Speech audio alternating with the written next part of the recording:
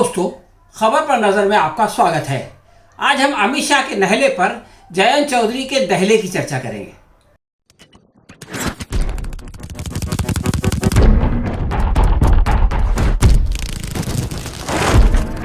कि आप न्योता मुझे मत दीजिए।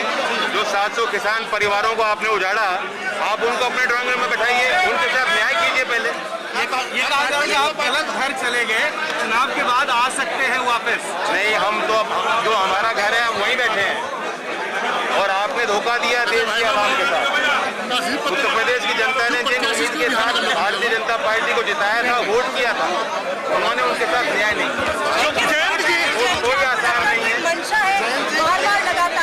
मैं आपको बता रहा हूँ, वो उनकी नजर मेरी तरफ नहीं है। वो हमें नहीं चाहते, वो जानते हैं कि मैं नहीं पलटूंगा, मैं चेंज नहीं करूँगा।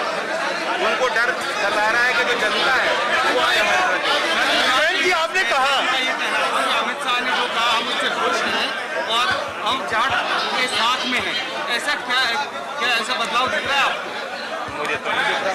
और हर चुनाव से पहले इस तरह की बैठक भारतीय जनता पार्टी करती आई और मिलता क्या है बात।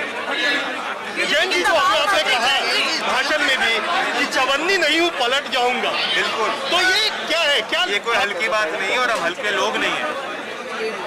हमने ईमानदारी के साथ जो लड़ाई लड़ी है, जब तक आखिरी मुकाम तक उसको नहीं पहुंचाएंगे, हम नहीं बदलेंगे। क्या आपको उत्तर प्रदेश चुनाव 7 चरण में होगा और इस सीरीज का पहला मैच भाजपा खेल से पहले हार गई, यानी उसके कर्णधार अमित शाह पहले ही गेंद पर क्लीन बोल्ड हो गए। वरना किसने सोचा था कि भाजपा अपने गढ़ उत्तर प्रदेश में विरोधी कैंप की आरएलडी के सामने गुहार लगाएगी और कलयुग का चाणक्य अमित शाह अपने विरोधी के आगे हाथ पसार कर पूर्व पश्चिम का ये गीत गाएगा। कोई जब तुम्हारा हृदय तोड़ दे, तड़पता हुआ जब तुम्हें छोड़ दे, तब तुम मेरे पास आना प्रिय, मेरा दर खुला है, खुला ही रहेगा तुम्हारे लिए। लेकिन किसान आंदोलन ने यह चमत्कार कर दिखाया। पिछली बार इस क्षेत्र की 58 सीटों में से 53 पर भाजपा को कामयाबी मिली थी, लेकिन अब तो वो इसका सपना भी नहीं देख सकती। और यही वो बात है कि जिससे कहा जा सकता है कि उत्तर प्रदेश चुनाव की शुरुआत भाजपा के लिए बहुत ही खतरनाक हुई। अमित शाह की लाचारी का जयंत चौधरी ने वही जवाब दिया जो फिल्म में सायरा बानो ने देशभक्त मनोज कुमार को दिया था। जयंत ने दो टोक अंदाज में ट्वीट करके लिखा, न्योता मुझे नहीं, उन 700 से ज्यादा किसान परिवारों को दो जिनके घर आपने उजाड़ दिए। बीजेपी की शरारत का इससे मुंहतोड़ जवाब संभव नहीं था, क्योंकि इस न्योता का उद्देश्य जयंत चौधरी के बारे में शंका कुशंका पैदा करने के सिवा कुछ और नहीं था। उम्मीदवारों की घोषणा के बाद बीजेपी और आरएलडी के उम्मीदवार आमने सामने हैं। ऐसे में जाटों और मुसलमानों के मन में जयंत चौधरी की छवि बिगाड़ना एक निंदनीय षड्यंत्र है। जयंत चौधरी इस चाल को समझ गए और उन्होंने अपने जवाब से बीजेपी के मुंह पर ऐसा करारा तमाचा मारा कि उसकी धमक चुनाव के बाद बहुत देर तक गूंजती रहेगी। प्रधानमंत्री मोदी और गृह मंत्री शाह का सितारा एक साथ चमका और साथ में डूब रहा है।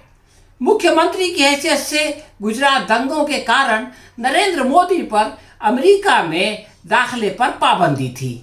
ये सौभाग्य किसी और भारतीय नेता को प्राप्त नहीं हुआ। अमित शाह को सोहराबुद्दीन इनकाउंटर के बाद इस्तीफा देना पड़ा।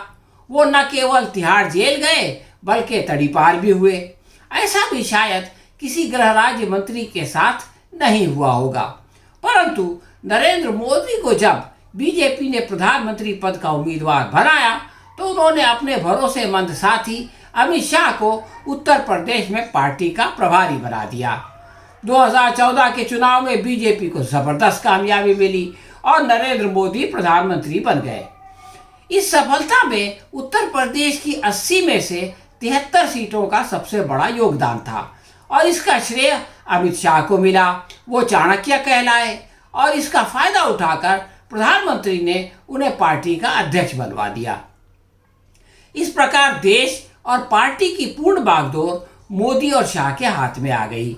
इसके बाद 2017 के अंदर उत्तर प्रदेश चुनाव में भी बीजेपी ने अभूतपूर्व कामयाबी दर्ज कराई और इसका क्रेडिट भी मोदी और शाह की जोड़ी को दिया गया। इन लोगों ने योगी आदित्यनाथ को मुख्यमंत्री बना दिया, हालांकि उनको सरकार चलाने का कोई अनुभव नहीं था। 2019 में फिर से चुनाव जीतने के बाद मोदी जी ने अमित शाह को सरकार में नंबर 2 यानी गृह मंत्री बनाकर राजनाथ सिंह का चैलेंज पूरी तरह से समाप्त कर दिया। समय के साथ योगी आदित्यनाथ पार्टी के स्टार प्रचारक बन गए। देश भर में चुनाव प्रचार के लिए उन्हें बुलाया जाने लगा। मोदी और शाह के बाद वही बीजेपी का सबसे लोकप्रिय चेहरा बना दिए गए। फिलहाल देश के 5 राज्यों में चुनाव हो रहा है और उनमें से एक उत्तर प्रदेश भी है। वहाँ बीजेपी की हालत इतनी खस्ता है कि योगी को उनकी जन्मभूमि उत्तराखंड में भी नहीं बुलाया जा रहा है, इसलिए कि योगी जी के लिए यूपी के अंदर खुद अपनी गोरखपुर की सीट बचाना मुश्किल हो रहा है। पंजाब से जान बचाकर लौटने के बाद शायद प्रधानमंत्री घर से बाहर नहीं निकले। स्वामी प्रसाद मौर्य के निकल जाने के बाद अमित शाह को सांप सूख गया, उनका कहीं अता पता नहीं था। बड़ी हिम्मत करके 22 जनवरी को अमित शाह कैराना गए और गणतंत्र दिवस पर पश्चिमी उत्तर प्रदेश में जाने के बजाय दिल्ली के अंदर ही जो सांसद प्रवेश वर्मा के घर पर जाट नेता को बुला लिया। इससे ये बात साफ हो गई कि बीजेपी का गृह मंत्री भी जाट लैंड में घुसने की हिम्मत नहीं कर पा रहा है। यूपी से आए दिन जनता द्वारा बीजेपी नेताओं पर हमले की खबरें आ रही है। उप मुख्यमंत्री केशव प्रसाद मौर्य को भी उनकी अपनी बरादरी के लोगों ने खुद उनके गांव से डांट डपट कर भगा दिया। इससे ज़्यादा शर्म की बात और क्या हो सकती है। 26 जनवरी को प्रवेश कुमार वर्मा के घर पर भाईचारा बैठक में तकरीबन 400 जाट नेता उपस्थित थे। प्रश्न ये है कि भाईचारा पैदा करने का ये प्रयत्न पश्चिम यूपी में क्यों नहीं किया गया।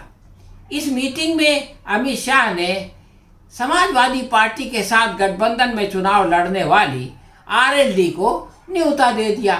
बैठक के बाद परवेश वर्मा ने जयंत चौधरी को जो है वो साफ खुल्लम खुल्ला जो है वो अपने साथ हाथ मिलाने का ऑफर देते हुए कहा कि वो गलत रास्ते पर जा रहे हैं और जाट समाज के लोग उनसे बात करके उन्हें समझाएंगे।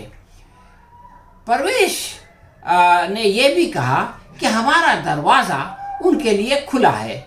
हम तो चाहते थे कि वो हमारे घर में आए, लेकिन उन्होंने दूसरे घर का चयन किया। परवेश वर्मा ने ये बात अमित शाह की मर्जी से ही कही होगी। बीजेपी को ये अपेक्षा नहीं थी कि जयंत चौधरी इस ऑफर को ठोकर से उड़ा देंगे। जयंत ने यह भी कहा कि मैं चवन्नी नहीं हूँ जो पलट जाऊँ। ये सुनकर बीजेपी खुद पलट गई और अब मुंह की खाने के बाद कह रही है हमने तो न्योता दिया ही नहीं था। पश्चिम यूपी में मुजफ्फरनगर दंगा करवाकर बीजेपी ने जाटों को मुसलमानों से दूर कर दिया और उन्हें अपने साथ ले लिया। इस प्रकार आरएलडी का सफाया हो गया। इसके बावजूद समाजवादी पार्टी शक्तिशाली थी। पिछले चुनाव में पश्चिम यूपी की कुल 136 सीटों में से 103 पर बीजेपी ने विजय प्राप्त की। मैं आपको बता चुका हूं कि उसमें से 53 तो वो थी जिसमें पहले चरण में इलेक्शन होने वाला है, लेकिन बाकी 27 सीटें समाजवादी पार्टी ने जीती थी। किसान आंदोलन ने जाटों को बीजेपी से दूर कर दिया और उनको मुसलमानों के साथ उनका पुराना रिश्ता जोड़ दिया। अब जाट और मुसलमान दोनों आरएलडी के साथ हो गए हैं, इसलिए भाजपा को उसके आगे हाथ पैर जोड़ने की नौबत आ गई है। लेकिन मशहूर कहावत है अब पछतावे का होत जब चिड़िया चुग गई खेत। भाजपा का जहाज डूब रहा है और अमित शाह का ये बयान यानी आरएलडी को इलेक्शन से पहले अपने साथ बुलाना इसका खुला संकेत है। दोस्तों 10 मार्च को क्या नतीजे आएंगे ये तो समय बताएगा, लेकिन फिलहाल यही कहा जा सकता है कि उत्तर प्रदेश के चुनाव में भाजपा की हालत बहुत पतली हो गई है। हाँ तो दोस्तों, ये थी हमारी आज की समीक्षा। आपको कैसी लगी हमें कमेंट बॉक्स में लिख कर बताएं।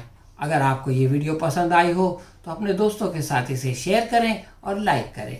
हम बहुत जल्द किसी नए विषय के साथ आपकी सेवा में फिर उपस्थित होंगे। तब तक के लिए आज्ञा दीजिए। धन्यवाद।